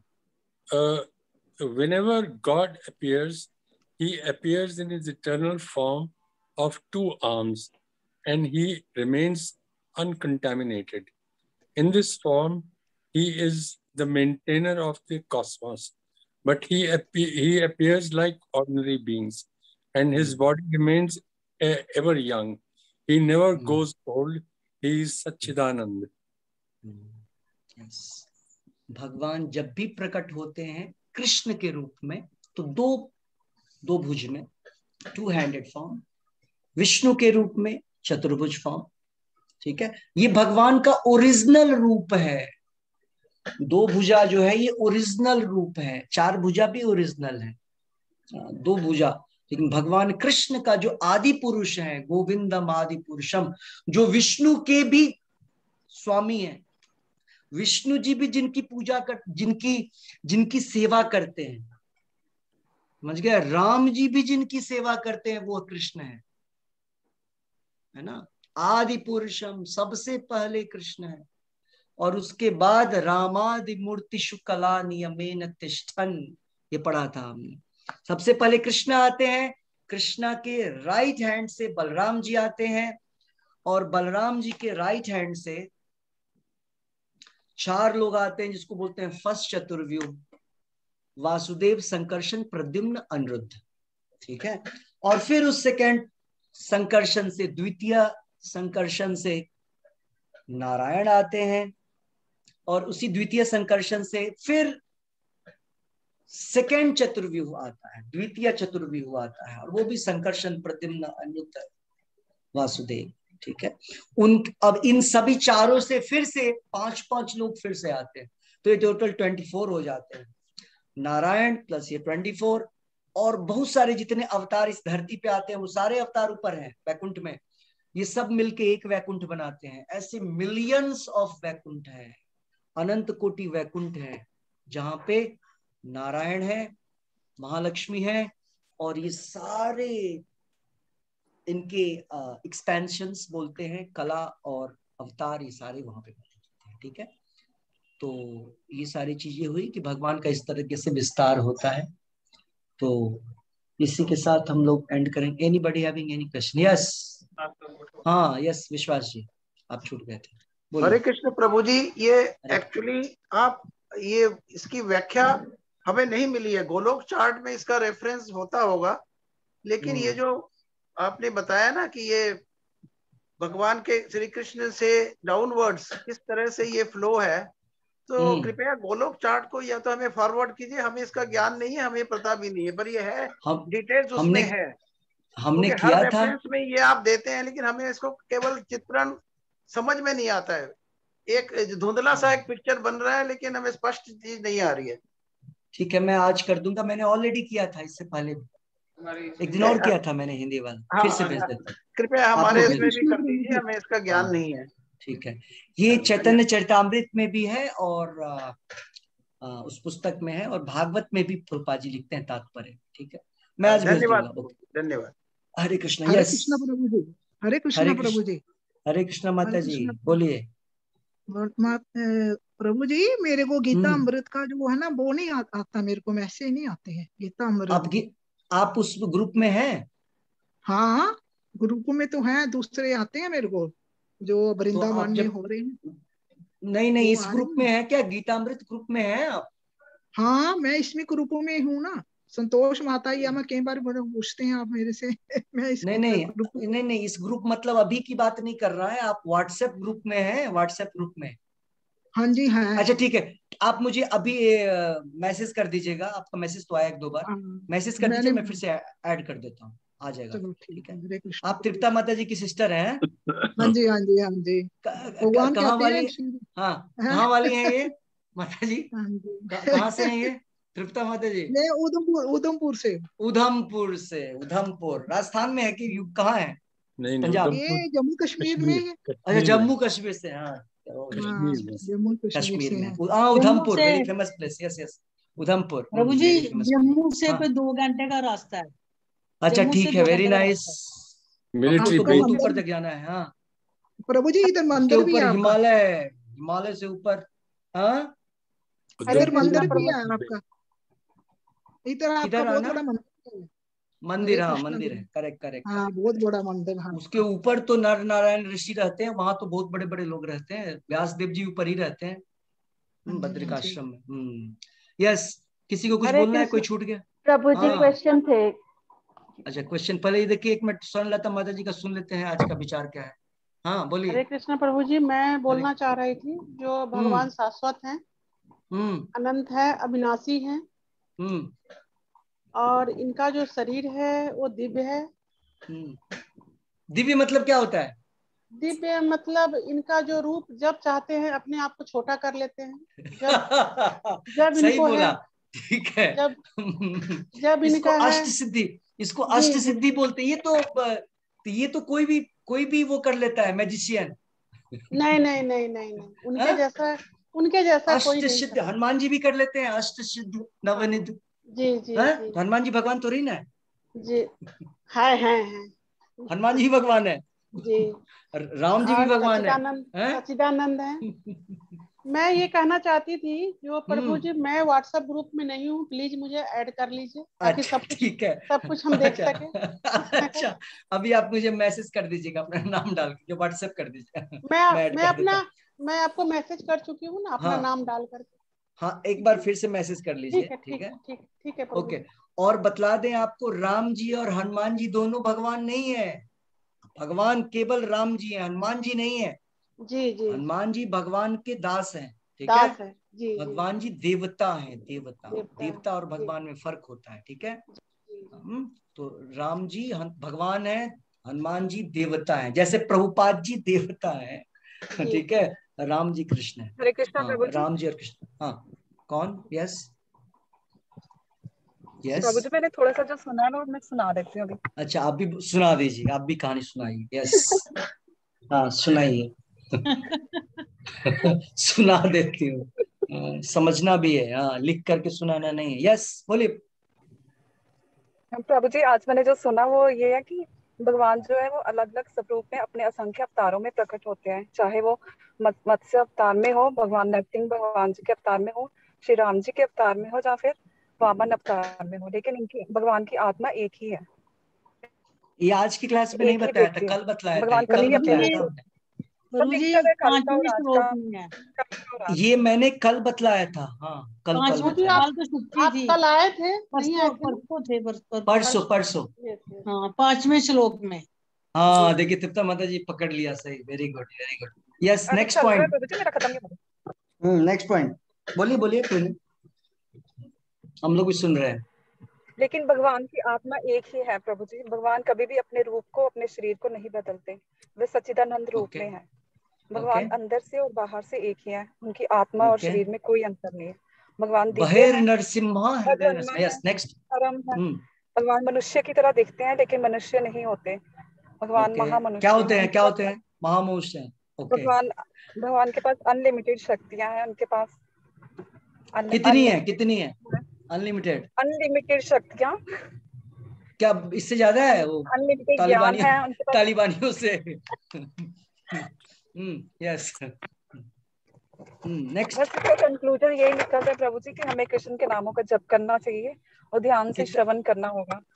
हमें ना तो अपने ज्ञान पर घमंड करना चाहिए और अपने आप को बहुत बड़ा फिलोसोफर। तो कल कितने माला का जप हुआ था? कल 14। 2 माला बच गया बस। 2 माला करके उतने देर 15 मिनट लेट सो जाते, क्या फर्क पड़ता है? 16 करना है किसी भी हालत में। इसका मतलब है 16 करने का। 16 माला और 16 नाम, इस मंत्र में भी 16 है और राउंड भी 16 करने, सबका मतलब है। प्रभुपाद जी ने ऐसे ही नहीं दिया है, ठीक है। कभी भी 15, कभी भी 12, 13, 14, 15 पे छोड़िए मत, 16 कर लीजिए। 10 मिनट 15 मिनट एक्स्ट्रा लग जाएगा, क्या फर्क पड़ता है, उतना कम सोएंगे, कौन से मर जाएंगे कम सोएंगे तो, है ना। 14 पे नहीं छोड़ना है, 16, और मुझे रोज का रोज मैसेज करना है, इसलिए मैं बोलता हूँ। हाँ रोज मैसेज करूं? हाँ रोज, एवरी डे। ठीक है, ओके। यस, क्वेश्चन आपका। प्रभु जी आप कैसे नहीं करते हैं? क्या आप, मैं माला बेचती थी, मैंने इतनी की, इतनी, आपने चेक नहीं करते आजकल? आजकल आप भेजते ही नहीं है, पहले भेजते थे। करेक्ट? नहीं आज प्रभु जी 4 दिन से नहीं भेजा है, मैं रोज 4 दिन से नहीं 16 से ऊपर ही करती हूँ। नहीं ठीक है, बट 4 दिन ऊपर ही होती है मेरी। 4 दिन आपका तो बहुत दिनों से मैसेज नहीं आया है माला का। नहीं प्रभु जी नहीं, 4-5 दिन से मैंने भेजा। नहीं बहुत लोग का नहीं आ रहा है नहीं। Yes okay. Next question. रखोगे क्या? आप जन्माष्टमी का फास्ट रखोगे? जन्माष्टमी का फास्ट तो होगा ना, सबको करना है। उसमें क्या क्या प्रभु जी अलाउड होता है खाना, क्या नहीं? उस दिन क्या है ना, उस दिन एक ही चीज खाना होता है, सुबह से लेकर रात तक 12 बजे तक, हरे कृष्ण महामंत्र का, है ना। सुबह उठने के बाद खाना शुरू कर लो और रात के सोने तक 12 बजे तक एकदम फिस्ट होता है भोज, और कुछ नहीं खाना, केवल हरे कृष्ण महामंत्र लेना है अंदर। ठीक है, हाँ यही है फेस्टिवल, यही है। ठीक है, यस। अगर एकदम से विदाउट नॉर्मल, उस दिन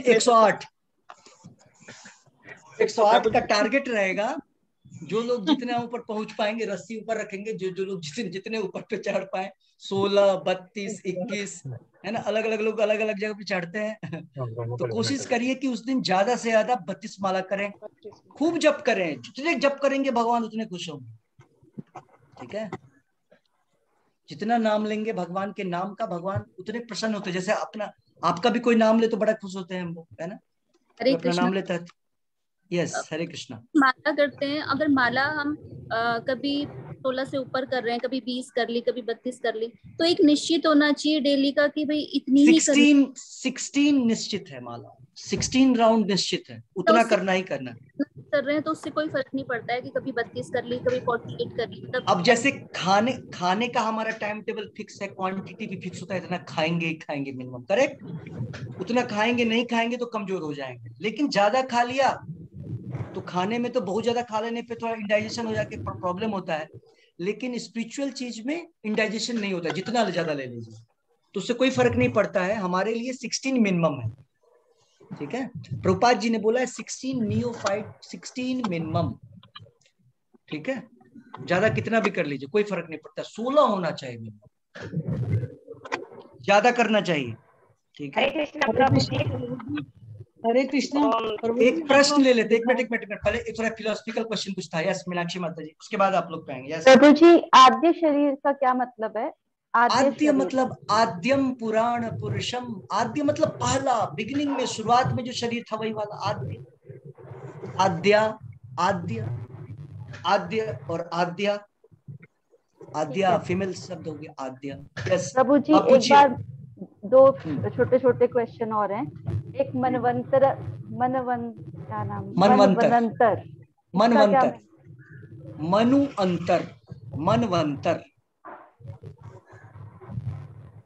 2 मनु के बीच का जो गैप होता है उसको बोलते हैं मनवंतर, मनुओं के बीच में अंतर। और एक दिन में कितने मनु आते हैं ब्रह्मा जी के? 14 मनु।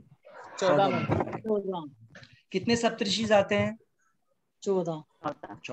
करेक्ट, सबको याद है। इंद्र कितने आते हैं? 14। अभी इंद्र का नाम क्या है? अभी इंद्र का नाम क्या है? उसका नाम क्या है? पुरंदर।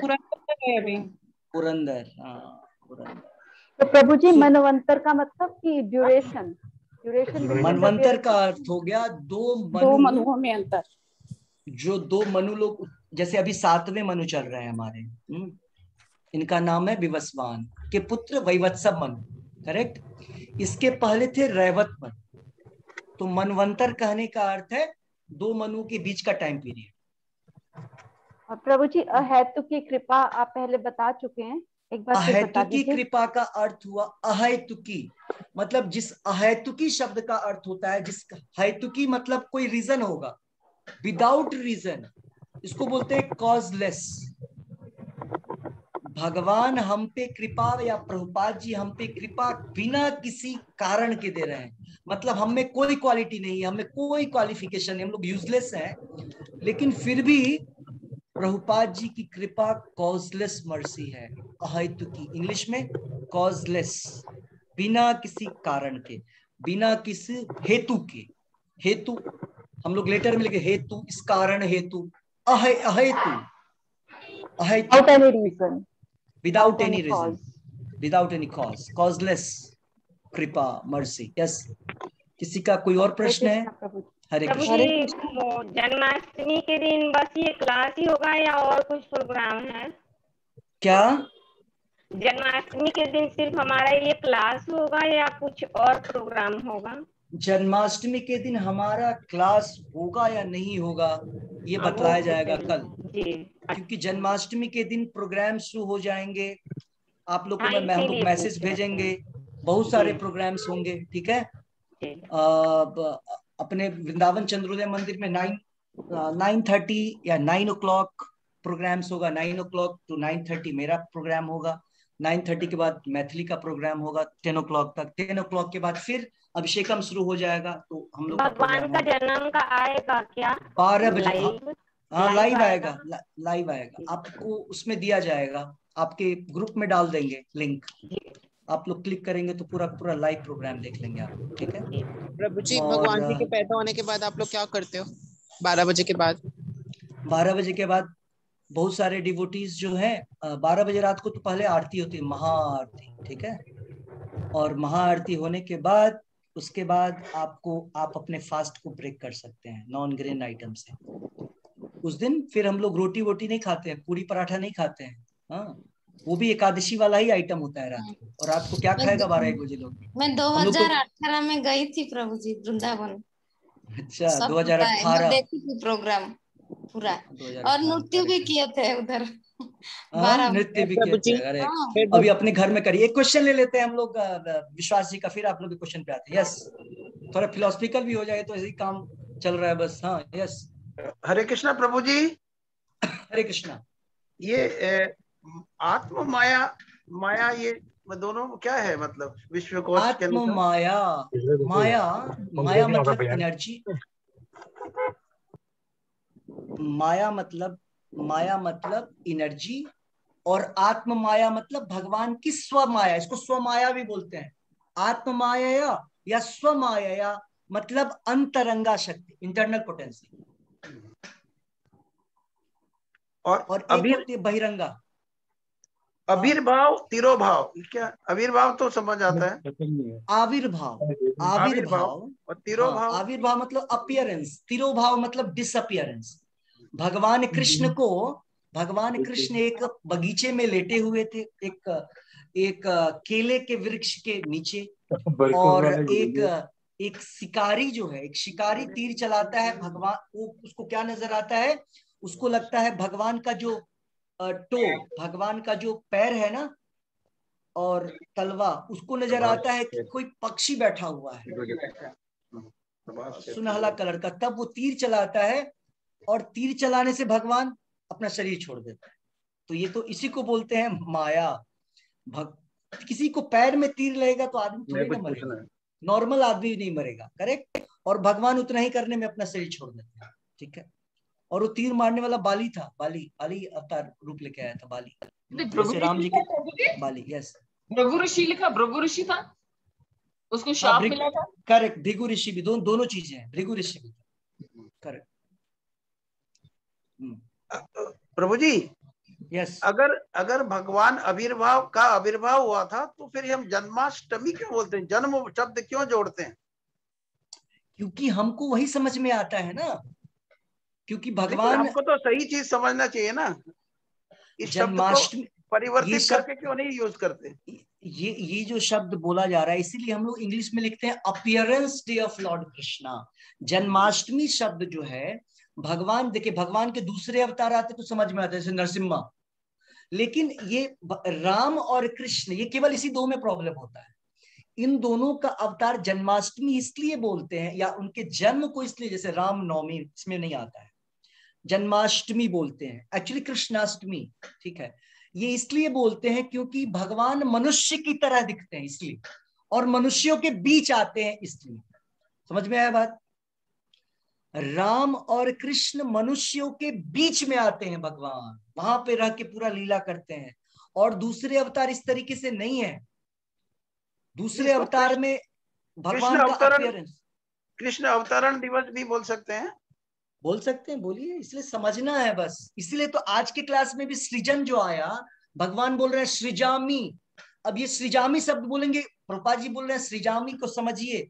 सृजामी का अर्थ सृजन नहीं हुआ, क्रिएट नहीं हुआ, जन्म नहीं हुआ। भगवान जन्म नहीं लेते हैं, भगवान अवतार लेते हैं। प्रभुपाद जी ने इंग्लिश में लिखा इनकारनेट, इनकारनेशन, हिंदी में अवतार। ठीक है, यस। किसी का कोई और प्रश्न है जन्माष्टमी से रिलेटेड? या प्रभु जी फिर रात को 12 बजे के बाद अगर केक काटे तो नहीं खा सकते? केक काट के नहीं खा सकते हैं, क्योंकि केक जो होगा उसमें ग्रेन होगा। केक नेक्स्ट डे होगा, नंदोत्सव के दिन। हम लोग नेक्स्ट डे भी फास्टिंग करते हैं 12 बजे तक, प्रभुपाद जी का जन्मोत्सव मनाते हैं। जैसे कृष्णा का जन्म नहीं होता है, प्रभुपाद जी का भी जन्म नहीं होता है। प्रभुपाद जी का भी अपीयरेंस डे ही होता है। प्रभुपाद जी अभी भी लीला कर रहे हैं, ठीक है। प्रभुपाद जी की लीला, कृष्णा की लीला, चैतन्य महाप्रभु की लीला अभी भी चल रही है, चलेगा अभी 10,000 साल तक, 10,000 ईयर्स तक ये लीला चलेगा। अभी तो बस 500 वर्ष बीता है, ठीक है। प्रभु जी उसके बाद नहीं चलेगा क्या? उसके बाद नहीं चलेगा, 10,000 साल के बाद नहीं चलेगा। कलयुग में 10,000 साल और आने के बाद नहीं चलेगा। उसके बाद भक्त जो होंगे, है प्रभु जी, उसके बाद उसके बाद अधर्म बहुत ज्यादा बढ़ जाएगा। अभी बढ़ रहा है ना, बढ़ता रहेगा, लेकिन अभी भक्ति भी बढ़ेगी। अभी बहुत सारे लोग भक्त बनेंगे 10,000 साल तक। ये गोल्डन अवतार चैतन्य महाप्रभु के प्रभाव के कारण, इसको बोलते हैं गोल्डन पीरियड्स। गोल्डन पीरियड रहेगा ये। इसमें भक्त लोग भी बढ़ेंगे जो कृष्णा कॉन्शियसनेस को लेंगे, और 10,000 साल के बाद बहुत ज्यादा अधर्म बढ़ जाएगा। क्या क्या हो जाएगा, शास्त्रों में वर्णन है। माँ लोग बच्चे को जन्म देगी और उसको इतना भूख रहेगा कि बच्चे को ही खा लेगी। ये भागवत में लिखा है, ठीक है। खाने को कुछ नहीं है, पानी नहीं मिलेगा, अन्न वगैरह नहीं मिलेगा, और ये सारे बैंक में कहीं पे कोई सिक्योरिटी गार्ड नहीं रहेगा। सारे सिक्योरिटी गार्ड रहेंगे, कहीं भी पानी दिख जाएगा तो सारे कमांडोज उधर ही खड़े रहेंगे, ठीक है। ये कलयुग के विषय में सारा लिखा हुआ है, श्रीमद् भागवत में सारा वर्णन है। तो जब बाद में 10,000 साल के बाद कलयुग की स्थिति बहुत ज्यादा बिगड़ जाएगी, कोई प्रचार नहीं होगा, कोई प्रीचिंग नहीं होगा, कोई भक्त नहीं आएगा। कुछ जो भक्त रहेंगे वो अंडरग्राउंड हो जाएंगे, ठीक है, वो प्रचार करना बंद कर देंगे उनका प्रचार। तब कल की अवतार लेंगे, उस समय नहीं, और बढ़ने देंगे, और बढ़ने देंगे। इस 4,32,000 के एंड में, जैसे राम जी भी आए त्रेता के एंड में, कृष्ण जी भी आए द्वापर के एंड में, उसी प्रकार से कल की उड़ीसा में संबलपुर प्लेस में उनके माता पिता का नाम भी ऑलरेडी लिखा हुआ है क्या होगा, ठीक है, भागवत में वर्णन है, ठीक है। तो वो कल की आएंगे, ब्लैक, हाँ ब्लैक, पूरे ब्लैक कलर के रहेंगे, व्हाइट हॉर्स पे, उनके हाथ में तलवार रहेगा, और केवल वो मारने का काम करेंगे, किलिंग, अकेला सारे लोग को। वो तब वो ये जो कली युग है, कलयुग का एंड हो जाएगा। हरे कृष्ण प्रभु जी। यस। इस्कॉन कब से शुरू हुआ था? 1965, 1965 में इसकी स्थापना हुई थी। अभी प्रभुपाद जी की यात्रा चल रही है। प्रभुपाद जी इसी महीने में गए थे 39 दिन की यात्रा करके। और किस चीज पे वो गए थे? मालवाहक जहाज में, उसका नाम था जलदूत। यहाँ से बॉस्टन और फिर वहां से न्यूयॉर्क पहुंचे थे। और उसमें प्रभुपाद जी को 2 हार्ट अटैक आए थे, है ना, उस नदी में, मतलब समुद्र में, अरेबियन सागर, उससे होकर के पूरा सागर से ही जा रहे थे। क्योंकि उसमें कोई थोड़ी नहीं जाता, उसमें तो माल जाता है, मतलब जो हमारे बहुत सारे जो ट्रांसपोर्टेशन के आइटम्स आते हैं, क्योंकि सबसे चीप सोर्स ऑफ ट्रांसपोर्टेशन होता है ना। तो इसीलिए प्रभुपाद जी के पास, प्रभुपाद जी जो सन्यासी थे उनके पास तो कुछ पैसे वैसे थे नहीं, तो मोरारजी वो हाँ मोरारजी नाम ही है माता जी का, सुमति मोरारजी, सुमति मोरारजी, हाँ उनसे उन्होंने बोला तो उन्होंने टिकट करवा दिया था। तो उनको 2 हार्ट अटैक आया था और जन्माष्टमी का दिन आने वाला था, जन्माष्टमी भी वही मनाते हैं वो। और जब उनको 2 हार्ट अटैक आता है तो रात में देखते हैं कि भगवान कृष्ण और चैतन्य महाप्रभु और ये 5 पंच तत्व जो है उस नाव को चला रहे हैं और बोलते हैं डोंट वरी, मैं कोई दिक्कत नहीं होगा, चलेंगे वहां तक पहुंचेंगे, प्रचार करेंगे। और तब वो उनका नाव जो है चैतन्य महाप्रभु, 5 पंच चैतन्य महाप्रभु, नित्यानंद प्रभु, अद्वैताचार्य, गदाधर पंडित और शिवास आचार्य, ये सारे लोग मिलकर के प्रभुपाद जी के नाव को लेकर के जा रहे थे न्यूयॉर्क के लिए 1965। तो 1966 में इस्कॉन की स्थापना हुई और तब से चल रहा है और ये भी चलेगा 10,000 साल। ठीक है, नाम हो सकता है, नाम भी रहेगा इस्कॉन, करेक्ट, ठीक है। तो इसी के साथ 16 माला का जप जरूर करना है किसी भी हालत में, ठीक है। श्री श्री राधा वृंदावन चंद्र की जय, श्री श्री कृष्ण बलराम की जय, श्री श्री निताई गौरंग की जय, श्री वृंदावन धाम की जय, श्रीमद् भगवत गीता की जय, हरिनाम संकीर्तन की जय, हरे कृष्ण महामंत्र की जय, अनंत कोटि वैष्णव वृंद की जय, जगत गुरु शिल प्रभुपाद की जय, निताय गौर प्रेमानंदे हरि हरि बोल। Hare Krishna Prabhu ji, Hare Krishna Hare Krishna Prabhu ji, Hare Krishna Prabhu ji, Hare Krishna Prabhu ji, thank you Prabhu ji, Hare Krishna Hare Krishna Prabhu ji, Hare Krishna Hare Krishna Prabhu ji.